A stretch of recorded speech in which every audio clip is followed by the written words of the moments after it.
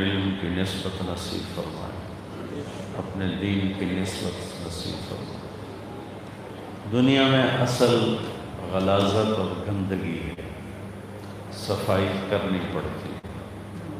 روزانہ کتنے بڑے نظام کے ساتھ جامعہ اشرفیہ کی مسجد کو صاف کیا جاتا ہے، صحن کو صاف کیا جاتا ہے، کتب خانے میں وہ کپڑے والے جھاڑو سے صفائی ہوتی ہے، گھروں میں صفائی ہوتی ہے، ہم روزانہ نہاتے ہیں۔ اگر ہم یہ سارے کام چھوڑ دیں تو ایک جنگل نظر آئے گا، غلاظتوں کا ڈھیر نظر آئے گا۔ دنیا کی اصل طہارت میں غلاظت، دنیا کی اصل روشنی نہیں اندھیرا ہے۔ یہاں روشنی کو اللہ لایا ہے، اصل کائنات اندھیرا ہے۔ ایک آیت سے میں یہ مطلب نکالا کرتا ہوں، وَآیَةٌ لَهُمُ اللَّيْلُ نَسْلَخُ مِنْهُ النَّهَارَ فَإِذَا هُمْ مُظْلِمُونَ۔ ہماری نشانیوں میں سے ہے کہ ہم دن کی کھال کو اتارتے ہیں اور سب اندھیروں میں ڈوب جاتے ہیں۔ سلخہ جانور کی کھال اتارنے کو کہتے ہیں، فَسَلَخَ إِحَابَهُ۔ یہاں بات اندھیرے اجالے کی ہے تو اللہ کائنات کو تشبیہ دے رہا ہے ایک جانور کے ساتھ، اور دن کو تشبیہ دے رہا ہے اس کی کھال کے ساتھ۔ کھال اندر کو چھپا کے رکھتی ہے، تو اللہ فرماتا جب میں کھال کھینچ لیتا ہوں تو اندر میں کیا ہے؟ مظلمون، اندھیرا، سب اندھیرا۔ تو لفظ سلخہ یہ بتا رہا ہے کہ کائنات میں اصل اندھیرا ہے۔ تو اس کی غلاظت کو دھونے کے لیے دو چیزیں ہیں، دنیا کی غلاظت، میری غلاظت، میرے گھر کی، میرے برتن کی، میری مسجد کی، میرے مدرسے کی۔ اللہ نے دو چیزیں بنائی، ایک پانی اور ایک آگ۔ پانی ظاہری نجاستوں کو دھوتا ہے، اور آگ جو نجاستیں اندر چلی جاتی ہیں وہ ان کو صاف کرتی ہے۔ حرارت، میرے کپڑے پہ کوئی داغ لگ گیا، اس کے لیے پانی ہے۔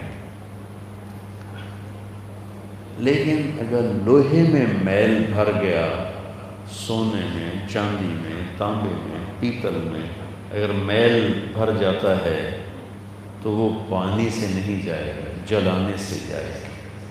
جلائیں گے تو کھوٹ آگ الگ کر دیتی ہے، اصل کو الگ کر دیتی ہے۔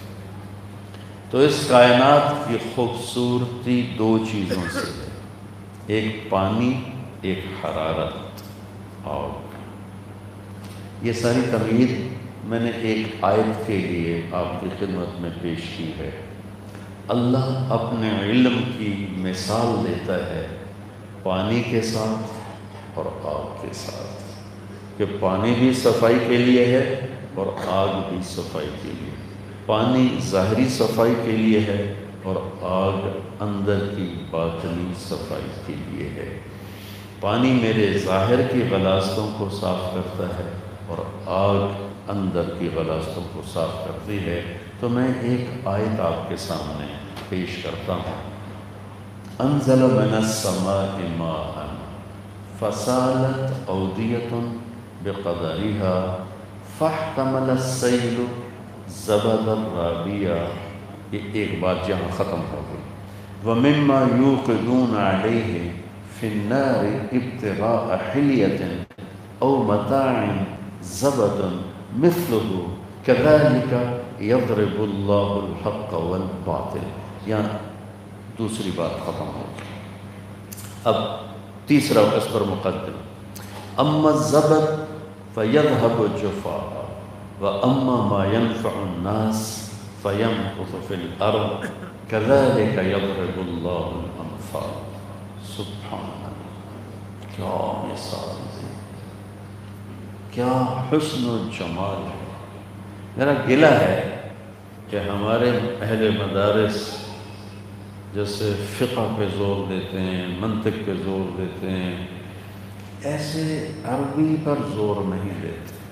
ہمارے طلبہ کی عربی ہے ضرب یضرب ضربا فہو ضارب۔ ایک تاجر مجھ سے کہنے لگا، مولانا مدرسے کے طلبہ میں غصہ زیادہ ہوتا ہے اور کالج کے لڑکوں میں غصہ کم ہوتا ہے، کیا وجہ ہے؟ میں نے کہا ان کا پہلے دن کا سبق ہے ضرب ضرب ضربو ضربت ضربتا ضربنا ضربتا ضربتما ضربتم ضربتی ضربتما ضربتن ضربتو ضربنا۔ جو پاگل 14 دفعہ اس کو دہرائے گا دہرائے گا دہرائے گا، کہیں تو اس کے خانے میں فٹ ہوگا کہ بھائی مار کٹائی میرا کام ہے، اوپر سے پٹھان ہو تو اور کام مشکل ہو گیا، اور مشکل ہو۔ پٹھانوں کو غصہ ویسے ہی جلدی آتا ہے۔ قرآن کا حسن عربی کے بغیر سمجھ میں نہیں آتا۔ جو حسن قرآن ہے، حسن قرآن، جیسے کائناتی حسن کو دیکھنے کے لیے آنکھ ہے، آنکھ نہ ہو تو کالا اور گورا برابر ہو جاتا ہے۔ ایسے عربیت کا ذوق نہ ہو تو حسن قرآن اور جمال قرآن ہماری آنکھوں سے اوجھل ہو جاتا ہے۔ یہاں اللہ نے اپنے علم کو تشبیہ دی ہے بارش سے، انزل من السماء ماء، یہ پانی نہیں ہے، یہ قرآن ہے کہ تیرے رب نے آسمان سے اپنا علم اتارا۔ فسالت اودیۃ بقدرہا، تو جو جگہ نیچی تھیں اور نشیب تھیں اور وادیاں تھیں ان میں پانی بھرتا گیا بھرتا گیا، اور جب وہ فل ہو گئیں تو وہ بہنے لگا۔ تو وادیاں کچھ چھوٹی ہیں کچھ بڑی ہیں، بے قدرہا، کچھ بہت بڑی ہیں، کچھ کی حد کوئی نہیں ہے، بے قدرہا۔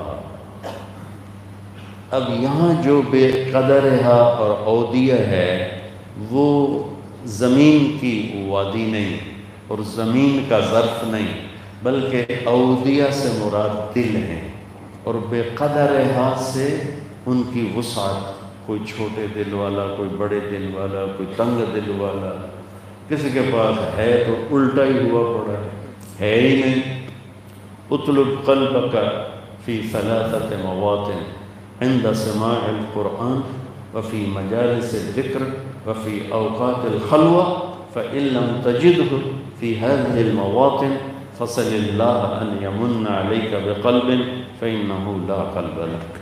تو کہیں تو وادی ہے ہی نہیں، دل ہی کوئی نہیں، بس وہی لو تھڑا ہے جو دھڑک رہا ہے۔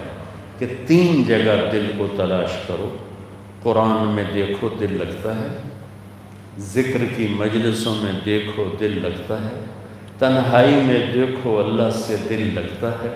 لگتا ہے تو مبارک ہے، اگر تیرا دل قرآن میں نہ لگے، ذکر کی مجلس میں نہ لگے، تنہائی میں اللہ کے ساتھ نہ لگے، تو پھر تو مانگ اللہ تجھے دل دے کہ تیرا دل مر چکا ہے۔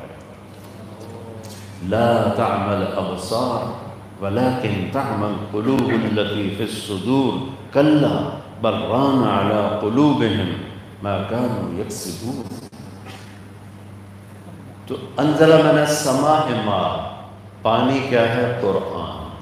فصالت اودیہ، وادیاں کیا ہیں؟ دل۔ بے قدرہا کیا ہے؟ دلوں کے وسعت کا چھوٹا اور بڑا اور درمیانہ اور نہ ہونا۔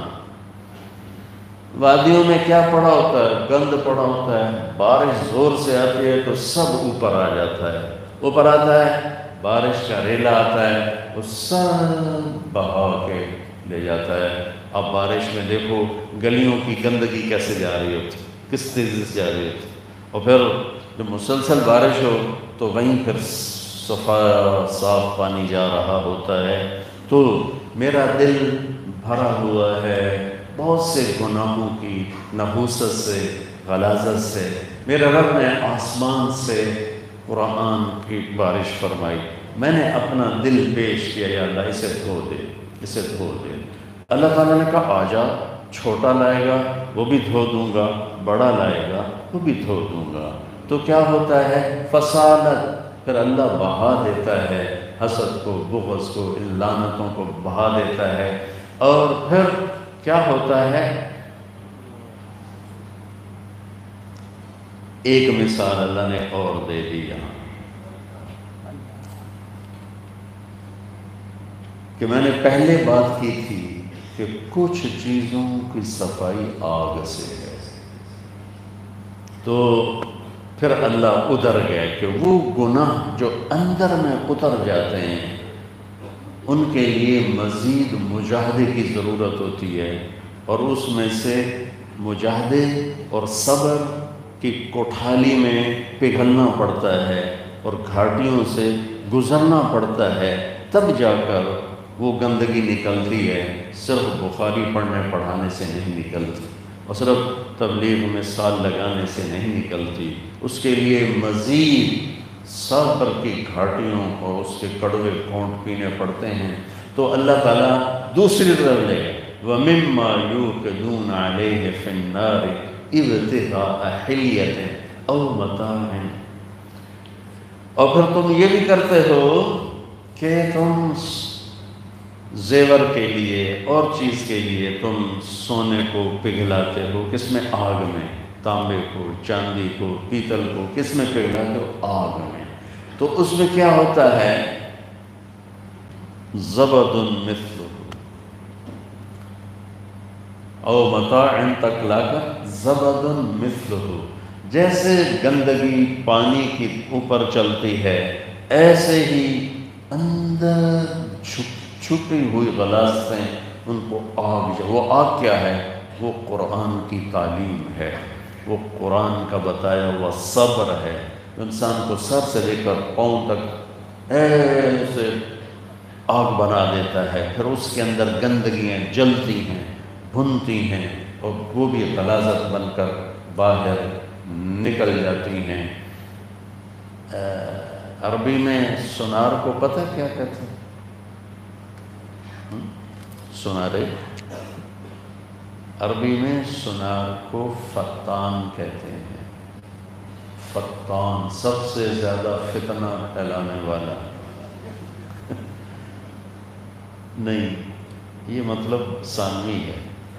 فتن یفتن کا مطلب ہے سونے کو پگھلانا، اور سونا چونکہ وجہ فساد ہے تو فتنہ، فتنہ یعنی شر و فساد میں بھی استعمال ہونے لگا۔ اصل فتنہ کا مطلب ہے سونے کو پگھلانا، اور فتان کہتے ہیں سونا پگھلانے والے کو۔ ایک آیت اس کے ساتھ جوڑو، یہ جو دوسرا حصہ ہے نا اس کے لیے کہہ رہا ہوں۔ الف لام میم احسب الناس ان یترکوا ان یقولوا آمنا وهم لا یفتنون وَلَقَدْ فَتَنَّ الَّذِينَ مِن قَبْلِهِمْ فَلَيَعْلَمَنَّ اللَّهُ الَّذِينَ صَدَقُوا وَلَيَعْلَمَنَّ الْكَاذِبِينَ۔ کیا خیال ہے تم کلمہ پڑھنے کے بعد میں تمہیں پگھلاؤں گا؟ نہیں پگھلاؤں گا، آزمانا تو مرادی معنی ہے، میں تمہیں پگھلاؤں گا۔ تم سے پہلے لوگوں کو بھی میں نے مصائب کی، آزمائش کی بھٹی میں ڈال کے پگھلا دیا، پھر ان کے کھوٹ کو الگ کیا۔ میں ایک سونار کے پاس بیٹھا دیکھنے کے لیے کہ کھوٹ الگ کیسے ہوتا ہے، خراب کیسے ہوتا ہے، سورا پروسیس میں نے آنکھوں سے دیکھا۔ میں اس آیت کو سنارے سے بھی سمجھ کے بتا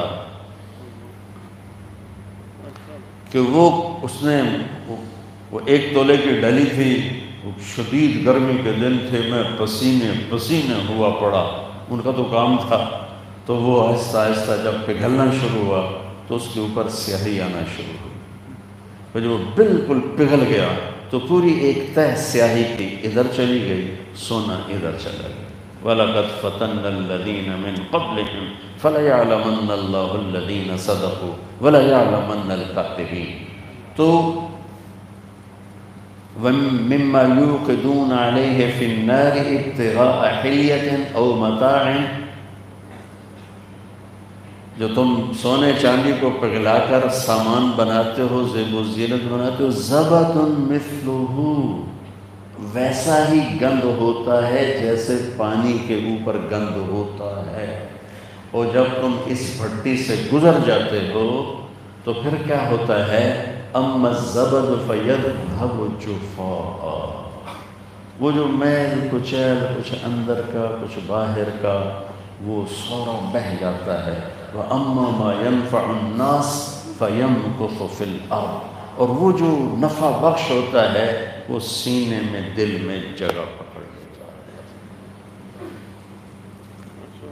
آزمائش کی بھٹی سے گزرے بغیر اندر کی گندگیوں سے نہیں نکل سکتا کوئی آدمی، اور جب تک اس سے نہ نکلے وہ آسمان والے کے نزدیک عالم نہیں کہلا سکتا۔ جامعہ اشرفیہ پورے پاکستان کی بہت بڑی جامعہ ہے، اس کی ڈگری کا ایک وزن ہے، لیکن اللہ کی نظر میں یہ کاغذ کے پرزے سے زیادہ کچھ نہیں۔ دارالعلوم کراچی اس سے بھی بڑا مدرسہ ہے، اکوڑا فاٹک دارالعلوم سے بھی بڑا مدرسہ ہے، لیکن میرے رب کی نظر میں یہ پرچیاں ہیں کاغذ کی۔ جیسے ہمارے آج کل کے کالجوں کے لڑکے ڈگری لے لیتے ہیں، آتا جاتا کچھ نہیں، ان کو کوئی 1000 روپے پہ نوکری نہیں رکھتا کہ تمہارے پاس صرف ڈگری ہے، فن کوئی نہیں ہے، تمہیں کیا کریں؟ وہ جوتیاں چڑھاتے پھرتے ہیں۔ تو ان کیا خوبصورت مثال ہے، پانی سے کائنات کا حسن ہے، علم سے کائنات کا حسن ہے۔ پانی سے کائنات صاف ہوتی ہے، علم سے کائنات صاف ہوتی ہے، حرارت سے زیور بدن بنتے ہیں، حسن و جمال کے نقشے بنتے ہیں، علم کی تپش سے تقوی کے زیور بنتے ہیں، حسن و جمال کے پیکر بنتے ہیں۔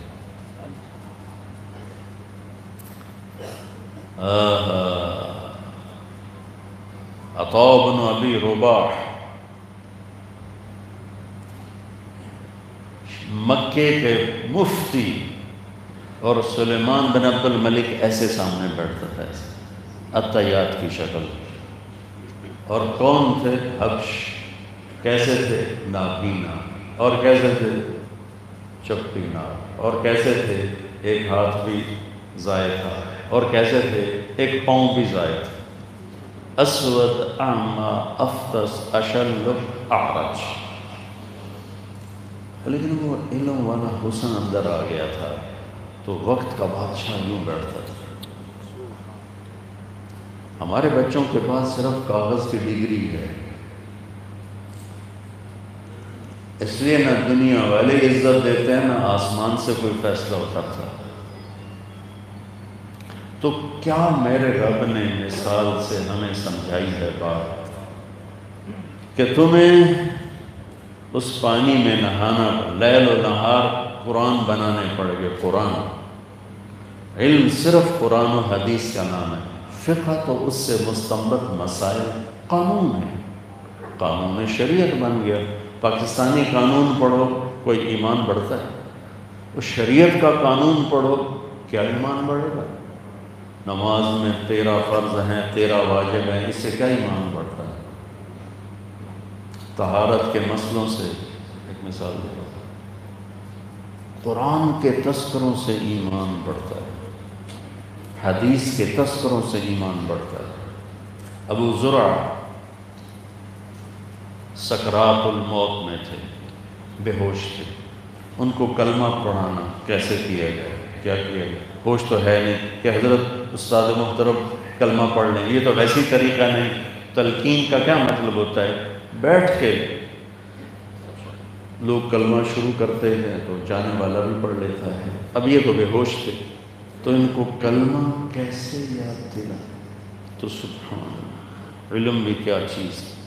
اب ایک حدیث ہے، من کان آخر کلامہ لا الہ الا اللہ دخل الجنہ، جس کا آخری کلام لا الہ الا اللہ ہوگا وہ جنت میں داخل ہوگا۔ ٹھیک، تو منذر بن شازان وہ اس حدیث کی سند شروع کرتے ہیں، حدثنی ضحاک بن مخلد عن ابی عاصم عن عبد الحمید بن جعفر عن صالح بن ابی غریب، پھر چپ ہو جاتا، ادھوری سند پڑھ کے چپ ہو جاتا۔ ابو حاتم اسی سند کو ایک واسطے کے اختلاف کے ساتھ دہراتے ہیں، حدثنی بندار، وہاں ضحاک یہاں بندار، عن ابی عاصم عن عبد الحمید بن جعفر عن صالح بن ابی غریب، اور خاموش ہو جاتا۔ اب کانوں میں آواز گئی، آواز تو جاتی ہے، چونکہ ہوش نہیں ہوتا تو ادراک نہیں ہوتا، لیکن یہ بے ہوشی شعور پر ہوتی ہے، لا شعور بے ہوش نہیں ہوتا ہے، وہ ہوش میں ہوتا ہے۔ تو کانوں میں گئی آواز۔ ابو زرع فرمایا کرتے تھے مجھے 1,00,000 حدیثیں اس طرح یاد ہیں جیسے تمہیں قل هو اللہ احد یاد۔ یہ فرمایا کرتے میں 1,00,000 حدیثیں، ہمارے بچوں کو تو 10 حدیثیں نہیں آتی سند کے ساتھ، تو پڑھے پڑھے ان کی زبان چل پڑی۔ حدثنی ابو عاصم عن عبد الحمید بن جعفر عن صالح بن ابی غریب، باقی تو یہاں رک گئے تھے نا، وہ آگئے، عن کثیر بن مرۃ الحضرمی عن معاذ بن جبل قال قال رسول اللہ صلی اللہ علیہ وسلم من کان آخر کلامہ لا الہ الا اللہ دخل الجنہ، اور موت آ وفات، کلمہ پڑھا، حدیث سنائی، یہ ہے انزل من السماء ماء فصالت اودیۃ بقدرها فاحتمل الصید زبد الرابیہ ومما یوقدون علیہ فی النار ابتغاء حلیۃ او متاع زبد مثلہ كذلك يضرب الله الحق والباطل اما الزبد فيذهب جفاء واما ما ينفع الناس فينقص في الارض كذلك يضرب الله الامثال۔ تو بچوں اس تپش میں سے گزر کر علم کی راہیں طے ہوتی ہیں،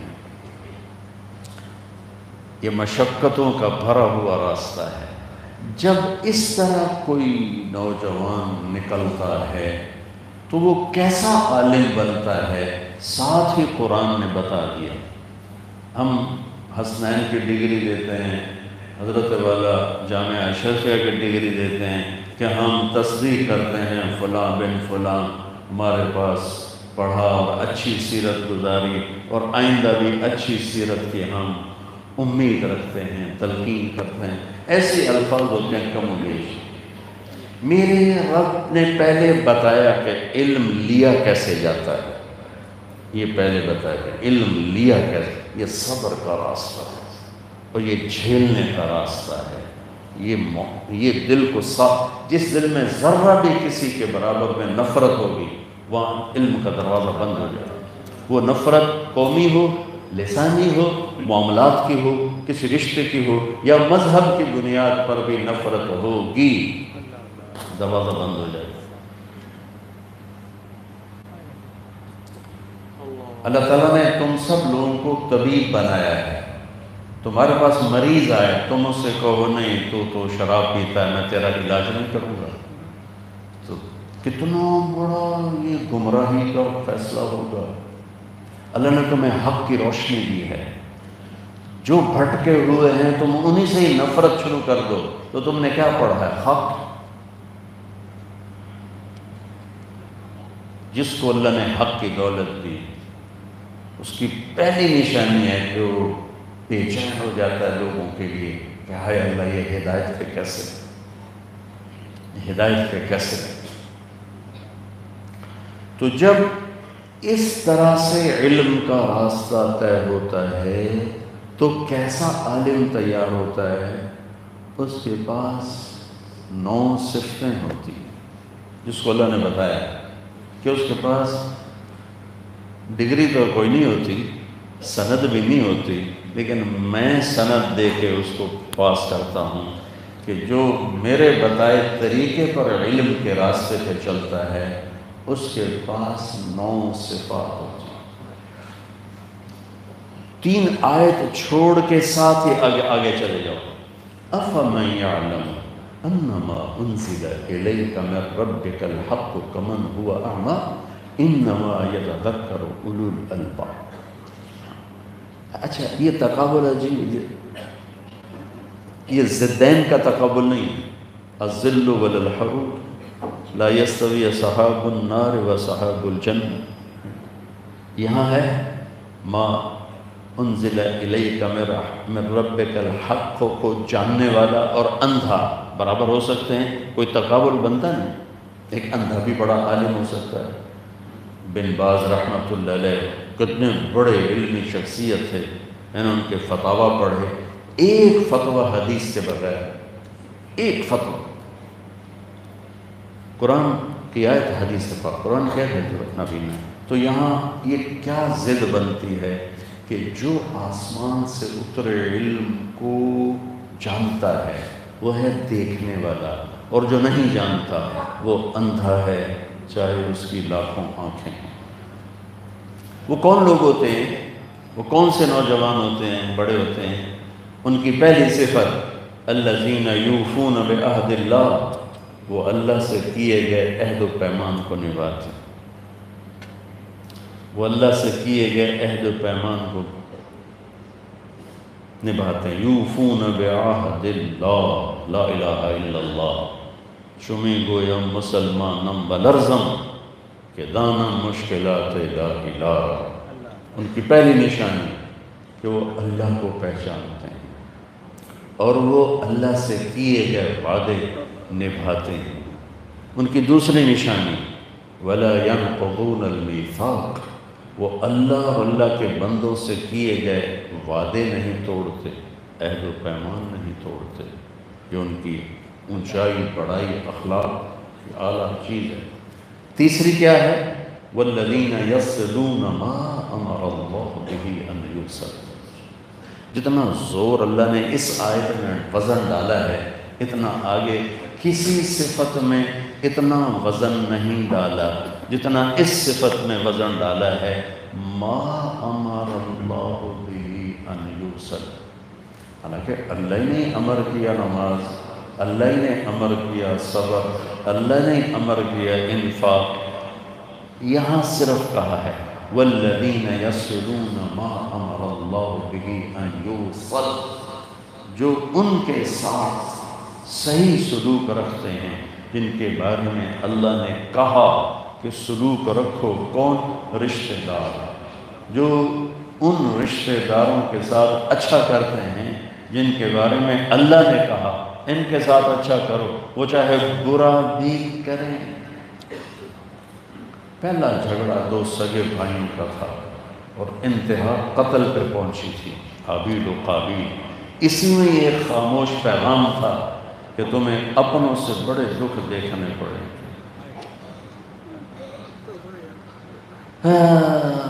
آپ غیروں کی بات کرتے ہیں، ہم نے اپنوں سے دکھ اٹھائے ہیں۔ لوگ کانٹوں سے بچ کے چلتے ہیں، ہم نے پھولوں سے زخم کھائے۔ ما امر اللہ بہ ان یوصل، وہ سمجھنا ہے تو اپنے نبی کی سیرت پڑھو کہ کیسے معاف کر کے دکھایا۔ قریش چاند کے 2 ٹکڑے دیکھے، کلمہ نہیں پڑھا۔ کنکریوں کو تسبیح پڑھتے سنا، کلمہ نہیں پڑھا۔ انگلیوں سے پانی نکلتے دیکھا، کلمہ نہیں پڑھا۔ ایک دستی 40 آدمیوں کو کافی ہو گئی اور ایک بوٹی کم نہیں ہوئی، کلمہ نہیں پڑھا۔ بدر میں فرشتوں کے گھوڑوں کی ہنہناہٹ سنی، کلمہ نہیں پڑھا۔ خندق میں ذلت دیکھی، کلمہ نہیں پڑھا۔ 10,000 کا لشکر لے کر مکے میں آپ انٹر ہوئے، کلمہ نہیں پڑھا۔ اور جب آپ نے کہا جاؤ معاف کیا تو سب دھڑم گیا۔ اب پڑھ صلہ رحمی دیکھنی ہے تو نبی سے دیکھ. 21 برس گالیاں دینے والے نہیں، قتل کرنے پر تلے ہوئے لوگوں کو کہا جاؤ معاف کی. ہم نے تو اپنے مزاج ہی بڑے بگاڑ لیے ہیں.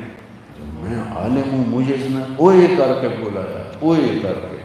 میں تو اس کی شکل نہیں دیکھوں گا، اس نے مجھے اوئے کر کے بلایا. میں کیا چیز، میرے اوقات کے 100-200 حدیثیں یاد کر کے میں علامہ بن گیا.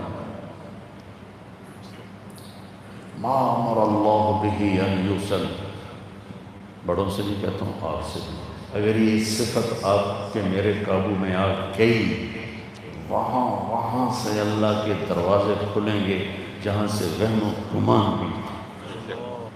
اللہ ایسے عزت کے دروازے کھولے. الذین یوفون بعہد اللہ، اللہ سے عہد و پیمان. لیتک تحلو والایام مریرۃ ولیتک ترضی والانام خضاب ولیت الذی بینی وبینک عامر وبینی وبین العالمین خراب ولیت الشرابی من ودادک صافیا وشربی من ماء المعین السراب فإذا صح منك البد فالكل هين وكل الذي فوق التراب التراب. یوفون بعہد اللہ. یہ ابو فراس شاعر ہے جو سیف الدولہ کی تعریف میں کہہ رہا ہے، میں اسے اللہ پہ فٹ کیا کرتا ہوں، یا اللہ تو راضی ہے اور جگ ناراض ہے، سستا سودا ہے. اللہ تیرا میرا تعلق باقی ہے اور سب نے توڑ دیا ہے، سستا سودا ہے. اللہ تیرے گھاٹ کا پانی اگر میٹھا ہے تو پوری دنیا کے چشمے کڑوے ہو جائیں، سستا سودا ہے. مولا اگر تو راضی ہے تو میری جان کے ٹکڑے ٹکڑے ہو جائیں، سستا سودا ہے. عاشق ہوں میں، عشق کما میں. یہ آخری شعر کا ترجمہ کر رہا ہوں. فَإِذَا صَحَّ مِنْكَ الْبُدْ فَالْكُلُّ هَيِّنٌ وَكُلَّ الَّذِي فَوْقَ التُّرَابِ التُّرَابُ کا ترجمہ کرنے لگا ہوں. عاشق ہوں میں، عشق کما میں، دل رکھیں رونگ پہاڑاں ہو. سائے سائے بدیاں ہزار غلامیں کر جانے باغ بہاراں ہو. منصور جائے چک سولی دتے جڑے واقف کل اسراراں ہو. سجدیں سر چائیں نہ باہو توڑے کافر کہن ہزاراں ہو. عاشق سوئی حقیقی جڑا قتل معشوق دے مننے. سر نو جوڑے تے منہ نہ موڑے ہمیں 100 تلواراں کھنے. سچا عشق حسین علی دا باہو سر دتے تے راز نہ بننے. 3 چوتھی صفت ان میں کیا ہے؟ علامہ ہیں. ڈگری ہاتھ میں نہیں ہے، جو اللہ نے ڈگری بنائی ہے نا وہ ان کے پاس ہے. دنیا والی ڈگری کوئی نہیں. کالج کے بچے سوار ہوئے کشتی میں تو ملاح سے کہنے لگے، ایک لڑکے نے کہا چاچا تمہیں کیمسٹری آتی ہے؟ کہا نہیں پتہ. کہا تیری ادھی ضائع ہو گئی. دوسرا نے پوچھا چاچا تجھے فزکس آتی ہے؟ کہا پتہ میں تو نہ ہی آج سنے ہیں. کہا بابا تیری ادھی زندگی گئی. تیسرے نے پوچھا تمہیں زولوجی آتی ہے؟ کہا پتہ نہیں میں تو نہیں پتہ کی بلا. کہ چاچا تیری ادھی گئی. اتنے میں اٹھی موج. تو چاچا پوچھے اب پترو تیرنا آمدہ جے؟ وہ آکھن لگے نہیں. چاچے آکھے میری ادھی گئی توڑی ساری گئی.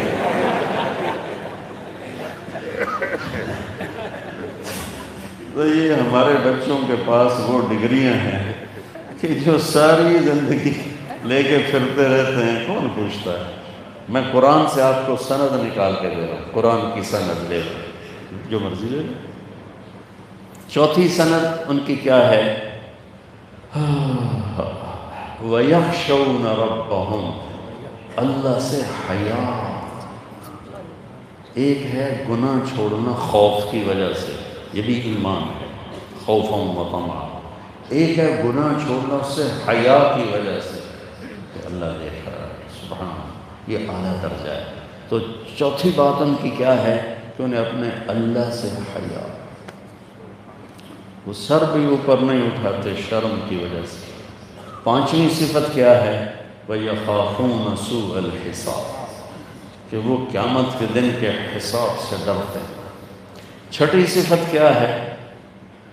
وَالَّذِينَ صَبَرُوا ابْتِغَاءَ وَجْهِ رَبِّهِمْ، جو صبر کرتے ہیں اللہ کی رضا کی خاطر۔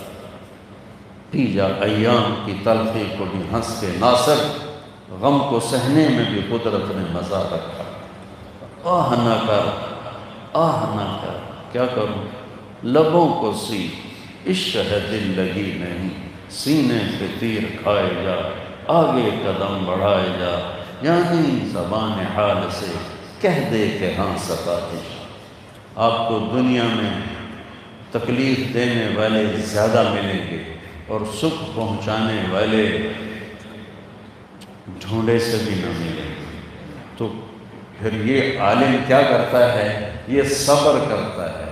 یہاں ایک لفظ آیا ہے، ابتغاء وجہ ربہ، سارے ہی کام اللہ کے لیے ہوتے ہیں، یہ ابتغاء وجہ ربہ کیوں ہے؟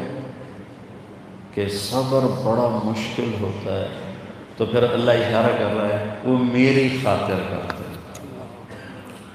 ماں کہتی ہے بیٹا میری خاطر ہی یہ کریں، تو بچہ کہتا اچھا ماں تیری خاطر کریں، تو کئی جگہ کروں گی۔ بچہ کہتا میں نے یہاں شادی نہیں کرنی، ماں کہتی میری خاطر کر لے۔ تو ہمارے بچے اپنی زندگی بھر کی خواہش قربان کر دیتے ہیں کہ ماں جی نے آج ہے ایسے ہی کرنا ہے۔ تو یہاں چونکہ صبر بڑا مشکل کام ہے، سردی میں پسینہ آ جاتا ہے، پھٹ جانا تو کوئی بڑی بات نہیں ہے، پی جانا، سہ جانا، یہ اتنی طاقت بن جاتا ہے کہ آپ کے سامنے پہاڑ بھی آئیں گے تو راستہ نہیں۔ صبر اتنی بڑی طاقت ہے، تو اس لیے اللہ نے کہا ابتغاء وجہ ربہ۔ مشکل ہے تو ساتھ آگے نظر آتا ہے، جیسے اللہ میرے سامنے کھڑا کہہ رہا ہے میری خاطر کر لے، میری خاطر،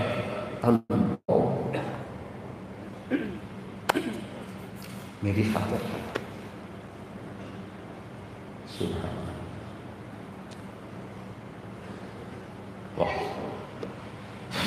ساتویں صفت کیا ہے؟ وَأَقَامَ الصَّلَاةَ، نماز پڑھتے ہیں اور پڑھ کے دکھاتے ہیں کہ کیسے پڑھی جاتی ہے، کہ دیکھنے والا بھی مزہ لیتا ہے ان کی نماز پڑھنے۔ وہ ایسی نماز پڑھتے ہیں کہ دیکھنے والا ان کی نماز کا مزہ لیتا ہے۔ مسجد میں اذان ہوتی ہے، باہر سے بہت سے لوگ نماز کے لیے آتے ہیں اور طلبہ بھی نماز میں ہوتے ہیں، پیچھے بیٹھ کے دیکھتا ہوں۔ صرف یہاں کی بات نہیں کر رہا ہوں، اپنے مدرسے کی بات بھی کر رہا ہوں، جہاں جہاں گیا ہوں سب جگہ کی بات کر رہا ہوں۔ تو مجھے طالب علم کی نماز اور دکاندار کی نماز میں کبھی کوئی فرق نظر نہیں آتا۔ پیچھے سے بیٹھ کے لگتا ہے دونوں ہی باہر سے آئے ہیں اور ان کو جلدی ہے واپس جانے کی، یہ جلدی جلدی نماز کو سر سے اتار۔ تو اللہ نے ساتویں صفت بتائی، اقام الصلاۃ، اقام الصلاۃ، نماز پڑھتے۔ آٹھویں چیز کیا بتائی؟ وَأَنفَقُوا مِمَّا رَزَقْنَاهُمْ سِرًّا وَعَلَانِيَةً، اور میرے نام پہ خرچ کرتے ہیں کھل کے بھی چھپ کے۔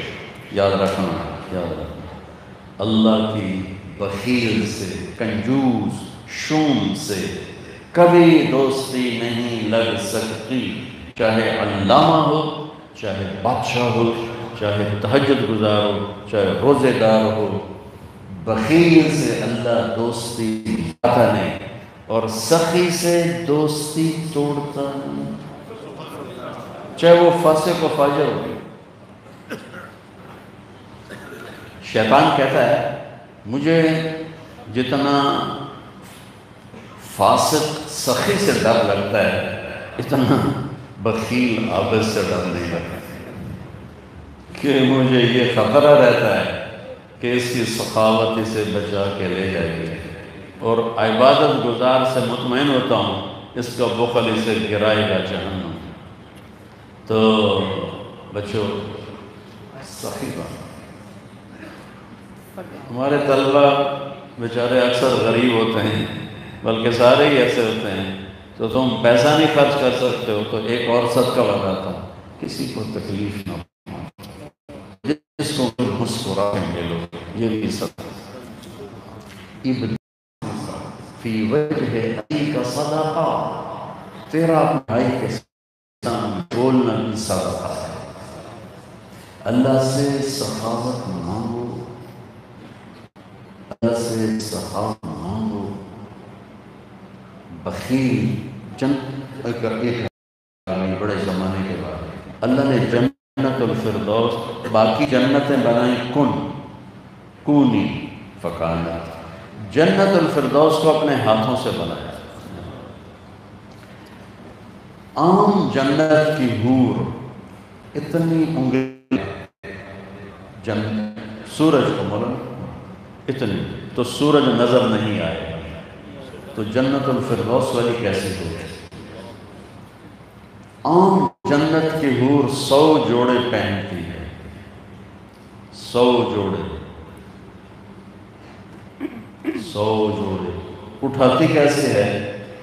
جنت کے کپڑے نور سے بنتے ہیں، اور نور کا وزن نہیں ہوتا، نور کا وزن نہیں ہوتا، اور 100 جوڑے اس کا جو وہ لہنگا اور غرارہ ہے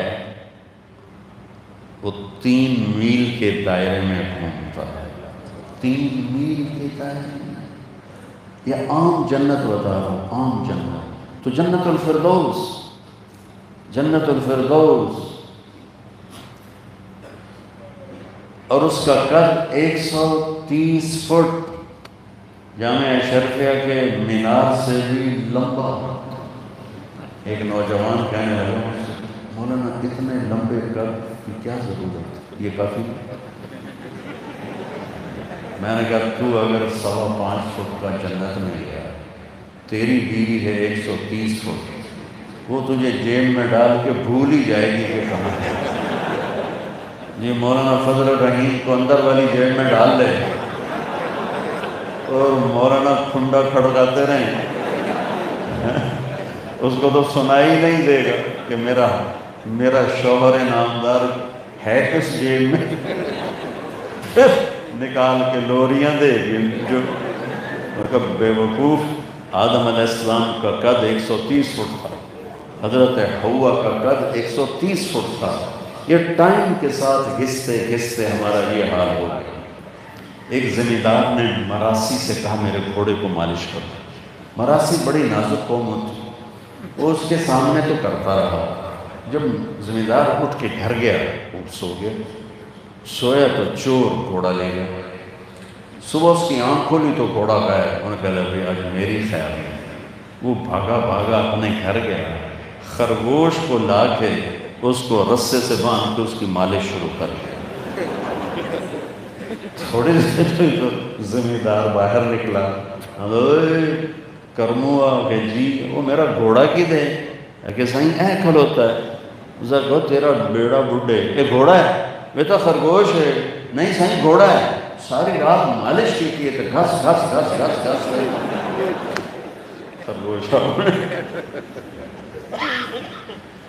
تو میں قربان جاؤں، یہ تو میں عام جنت کی لڑکی بتا رہا ہوں، جنت الفردوس۔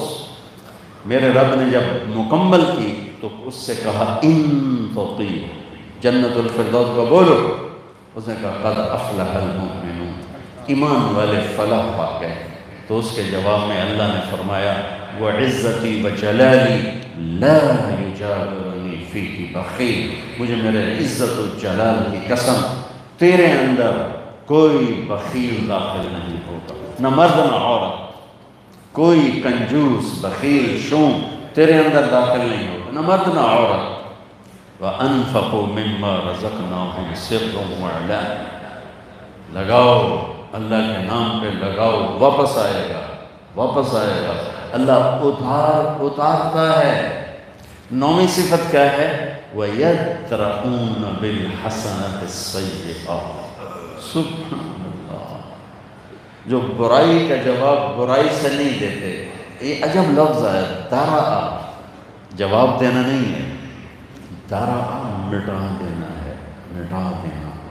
تو میرا رب اشارہ کر رہا ہے کوئی تیرے ساتھ برا کرے اور تو اچھا کرے گا تو ہر قسم کی مصیبت، دکھ، درد، برائی میں مٹا دوں گا، تیرے قریب سے بھی نہیں گزرنے دوں گا، اور وہ جو تمہارے ساتھ برائی کر رہا ہے اس کے نشان مٹا دوں گا، تیرے سر پہ تیرے رب کی چھاؤں آ جائے گی۔ 9ویں صفت کیا ہے کہ وہ گالی کا جواب گالی سے نہیں دیتے، برائی کا جواب برائی سے نہیں دیتے، اچھا نہیں سمجھتے۔